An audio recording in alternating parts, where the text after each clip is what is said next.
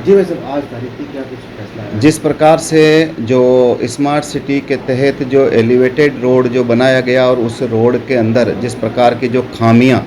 3 साल के अंदर ही निकल करके आ गई और वो एक भुजा उसकी आज तक बंद है, जिसमें करोड़ों रुपए जो आम जनता के टैक्स के लगे थे और उस टैक्स के पैसों को जो गुणवत्ता में जो लापरवाही बरती गई और उसमें जो घटिया निर्माण सामग्री के तहत जो हमारे शहर में एलिवेटेड रोड जो बनाया गया था, उसको लेकर एक जनप्रतिनिधित्ववाद हमने आदेश 1 नियम 8 के तहत श्रीमान जेम 2 जज साहब मनमोहन जी चंदेल साहब के समक्ष पेश किया था। उसके अंदर जो जज साहब ने एक निर्णय दिया था कि उसमें आप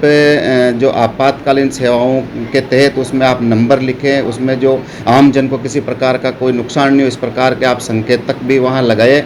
और जो मेरे पक्षकार को 110 में पार्टी बनाया डॉक्टर राजकुमार जी जयपाल, तो उनके माध्यम से हमने जो न्यायालय के आदेश के बाद भी जो उन्होंने पालना नहीं की और जो न्यायालय के आदेश की जो अवमानना की, उस अवमानना में हमने कंटेम्प्ट पेश किया था और उसकी जो तारीख आज है उसके ऊपर सुनवाई होगी। निश्चित रूप से हम हमारे जो पक्षकार की ओर से न्यायालय श्रीमान को निवेदन करेंगे कि इस प्रकार के जो अधिकारी, जो लापरवाह अधिकारी है, उनके खिलाफ सख्त कार्रवाई करें। ये न्यायालय के आदेश को भी नहीं मानते हैं तो फिर आम जन के आदेश को कैसे मानेंगे। इस प्रकार उस प्रकरण में आज न्यायालय श्रीमान के समक्ष जो कंटेम्प्ट ने पेश किया उसमें भी सुनवाई होगी और हम हमारी ओर से पुरजोर तरीके से निवेदन करेंगे, इनके खिलाफ सख्त कार्रवाई के आदेश प्रदान कराएंगे।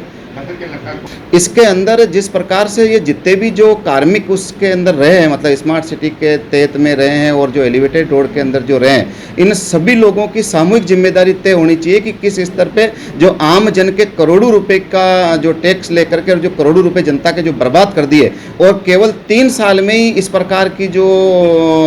टूट फूट और इस एलिवेटेड रोड को आज पिछले 1 महीने से बंद कर रखा है, तो इस प्रकार के जो लापरवाह कार्मिकों के खिलाफ सख्त कार्रवाई होनी चाहिए। जो टीमें कई बार इन्होंने मतलब 2-2, 3-3 टीमें इन्होंने बना चुके हैं। ये कई आए दिन लोगों को जो कभी इस अधिकारी को लेते हैं, कभी उस अधिकारी को लेते हैं। इस प्रकार से केवल इनका काम एक लिपापोती का काम है और इनमें मुझे नहीं लगता कि ये न्यायालय की शरण लेने के बाद में इन लोगों को थोड़ी सी इसमें तेजी आई है और जो काम होगा वो जब प्रशासन सरकार नहीं सुनती है तो हमें न्यायालय की शरण लेनी पड़ती है और न्यायालय ही इस हमें उम्मीद है कि न्यायालय के आदेश से ही इस प्रकार के लोगों के खिलाफ सख्त कार्रवाई होगी। अशोक एडवोकेट।